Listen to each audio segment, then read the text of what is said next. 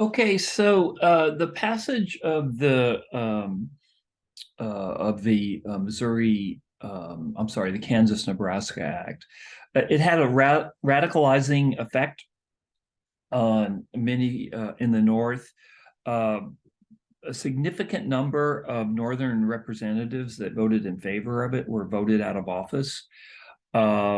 This is when we start to see Northern Democrats, or at least a segment of Northern Democrats, becoming disgusted with their party and starting to look for a new coalition partner. It's about this time that the Whig Party is basically declared dead, and the Whigs begin another party, which becomes the Republican Party. And let me stress again that the Republican Party is a coalition party, much stronger than the Whig Party had ever been. It's a coalition of anti-slavery, especially anti-expansionist white Northerners, many of them who had been Whigs before by 1850, such as Abraham Lincoln, other people that other political groups that came into this coalition party were disaffected Democrats who left the Democratic Party and joined the Republican Party. So it's a very powerful coalition, much more powerful than the Whig Party had ever been. Strong anti-slavery, but when I say anti-slavery, what I mean is, of course, anti the expansion of slavery into new territories. This was the glue that held the Republican Party together. This belief in free labor, the ideological belief in free labor, progress, upward mobility, and the absolute insistence that slavery not expand anywhere in the United States where it didn't already exist. This were the central tenets of a party that, like all coalition parties, had a number of different groups that sometimes aligned and sometimes didn't align. But this was the glue that held them together. And at the very extreme edge of the Republican Party were abolitionists, but a lot of the folks in the Republican Party, the politicians, were much more moderate. Folks like Abraham Lincoln, politicians like Abraham Lincoln, who he's absolutely insistent that slavery not expand beyond the boundaries where it already existed. He's a radical in that sense, but he certainly doesn't want to go to war with the South to end slavery. He wants to kill slavery over time. He wants to put slavery on what he calls the road to ultimate extinction. And he never put a clock on what that ultimate extinction, did he mean 5 years, 10 years, 50 years? He never said. He probably didn't know himself, and we'll never know.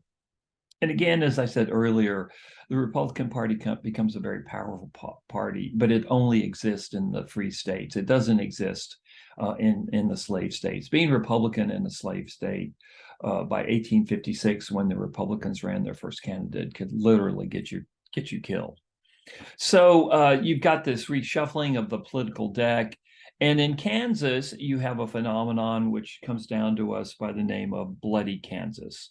And what happens in Kansas is that the enraged Northerners who have now coalesced into the Republican Party, they want to make sure that, okay, the Missouri Compromise line doesn't exist anymore.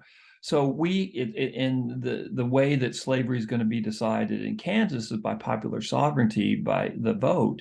They started very aggressively sending Northerners, anti-slavery Northerners into Kansas. And so by 1860, the largest number of free soil settlers in Kansas had come in from the free states of Illinois, Indiana, and especially Ohio. That was very, very significant. And as you know, many of them opposed slavery out of economic self-interest, really primarily, and a fear that a slave society degraded the labor of small white farmers like themselves. This is another part of the free labor ethos, the dignity of work. Well, Northerners believed that what slavery did, it stigmatized work, because in the South, the people that did most of the work were the enslaved.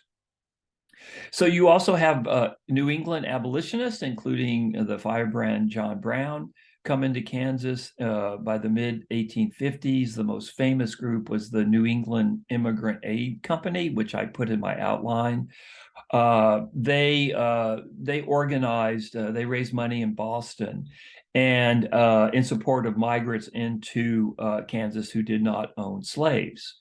So what you have is the northern anti-slavery elements are determined to settle Kansas, but if you look at the map, which I hope you've done by that now, you'll see that Kansas is right next door to Missouri.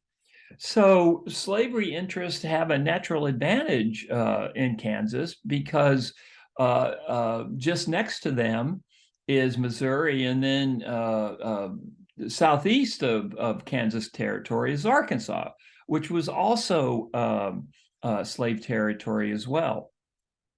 So what you have is basically the Civil War begins in Kansas. What you start having is proponents of slavery start fighting proponents that oppose slavery, free soil. And so the killing that we'll see in a massive scale that begins after 1861, really it starts in Kansas after the passage of the Kansas and Nebraska Act, when you have pro-slavery and anti-slavery moving into Kansas to decide whether or not that territory, and then of course that later, once it reached the population threshold, that territory would become a state, whether that territory and then later state would be a free or slave. So what you had is you had a couple of elections. You had an election in Kansas, and it was tremendous voter fraud in Kansas. What you had was thousands of people from Missouri, including the senator from Missouri, came into Kansas to vote. I'm not from Missouri, and then they went back home. So just massive voting fraud. And on